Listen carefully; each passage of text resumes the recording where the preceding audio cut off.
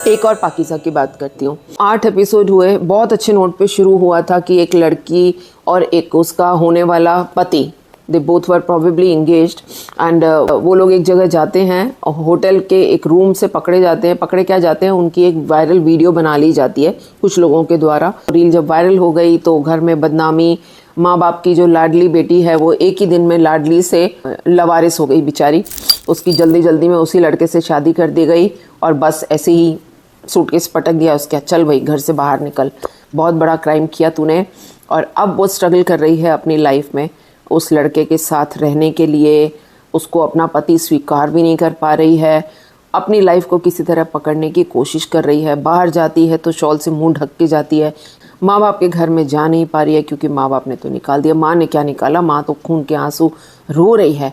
लेकिन यही तो क्वालिटी है एक अच्छे कलाकार और एक अच्छी स्क्रिप्ट की, जहाँ पर नादिया अफगान, जो अभी लेटेस्ट एपिसोड मैंने देखा, एपिसोड 7 और 8, उसमें दिस गर्ल सहर खान जो पाकीज़ा का रोल अदा कर रही है, वो अपनी माँ से मिलने के लिए घर में आई है, शॉल लपेट के, मुंह छुपाते छुपाते। माँ किस तरह से उससे मिल रही है। एक आम इंसान बोलेगा कि एक बेटी को घर से निकाल के और उसके बाद माँ उसके सामने बैठ के लड्डू खा रही है बैठ के। हाँ, अल्लाह का शुक्र है, मेरी तबीयत को क्या होना है। मज़े से चाव ले लेके। लेकिन एक असली कलाकार की पहचान यहाँ होती है जहाँ नादिया अफगान, वो उससे बात करते करते she is trying to behave normal, जैसे कि वो बहुत ही कूल है, उसको दिल में कोई दर्द नहीं है, वो अपने आंसू नहीं दिखा रही, वो अपना दर्द नहीं दिखा रही। है ना, असगर और अकबर मेरा ख्याल रखने वाले हैं। जो उस लड्डू के साथ में घुटन अंदर जा रही है, ये घुटन वो माँ ही महसूस कर रही है। और 8th एपिसोड में उसकी थोड़ी सी झलक हमको दिख भी गई जब वो आंसू रो रही है अपनी बेटी को याद करके, अपने पति के सामने और अपने बेटे के सामने। तो कलाकार तो वाह भाई, क्या कलाकार हैं एंड क्या ब्यूटीफुल ड्रामा का स्क्रिप्ट है। एंड इनफैक्ट मुझे कुछ लोगों ने, आप लोगों ने ही बताया कि ये रियल स्टोरी है, ऐसा एक्चुअली हुआ था। हाँ, यहाँ पर 8th एपिसोड में जाके एक खुलासा ये हो रहा है जहाँ पाकीज़ा अपने मुंह से ये कह रही है कि मैंने कोई गलत काम नहीं किया और हम लोग तो वहाँ पिज़्ज़ा खाने गए थे। वहाँ पर एक पड़ोस का लड़का जो इसको छेड़ा करता था वो वहाँ आ जाता है और उसको देख लेता है, तो उससे छुपने के लिए ये दोनों एक रूम में चले जाते हैं।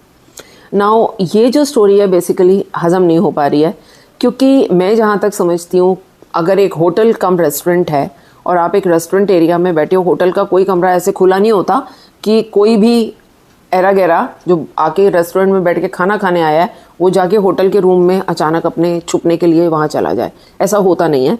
सो ये चीज़ थोड़ी सी अभी, क्योंकि इनिशियल है, अभी 8th एपिसोड में ही इसका थोड़ा सा उसने जिक्र किया है, तो देखते हैं आगे इस चीज़ का कैसे वो लोग ओपन करते हैं पूरी तरीके से।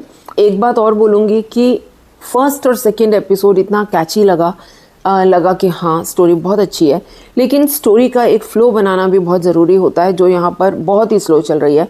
स्टोरी वहीं की वहीं खड़ी है, 1 इंच भी मूव नहीं करी, बस ये एक आध थोड़े से जो खुलासे हुए हैं, बाकी वहीं घूम रही है। और एक साथ साथ में जो वकील है, जो उसके फादर के साथ में ही कोर्ट में काम करती है, उसकी भी कहानी है, उसकी शादी हो रही है, उसकी फैमिली, उसकी मदर, तो एक पैरेलल टू स्टोरीज़ को दिखाया जा रहा है।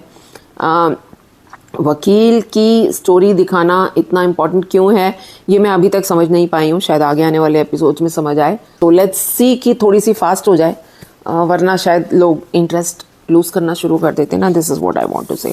बट हाँ, Sahar Khan, I always like her and Nadia Afgan has always been my favourite. Namir Khan को मैं भूल नहीं रही, Namir Khan is also very good, but एक वो होती है ना कि कैच में कौन आ रहा है, लाइमलाइट में कौन आ रहा है, तो वो सहर खान और नादिया अफगान अपने आप पता नहीं क्यों प्रेजेंट करवा लेती हैं, किस तरीके से करती हैं, ये तो एक जादू है उनमें।